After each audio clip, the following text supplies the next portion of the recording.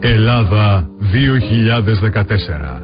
Όταν τα πιο εφιαλτικά σενάρια γίνονται πραγματικότητα. Όταν αυτό που απέφιεσαι γίνεται η ζωή σου.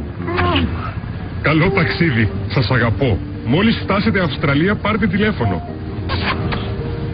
Πάρ' το σκύλο, βρωμάει. Τι κάνεις όταν όλοι οι Έλληνες μεταναστεύουν για μια καλύτερη ζωή?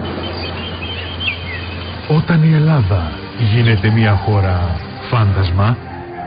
Ο τελευταίος Έλληνας. Μια σκληρή ματιά στο κοντινό μέλλον της Ελλάδας.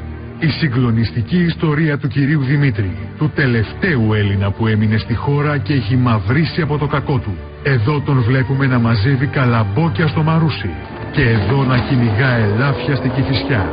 Δεν την παλεύει καθόλου. Μιλάει σε κούκλες. Μίτσο! Είδες το μάτς. Σας πατήσαμε. Γεια σας παιδιά.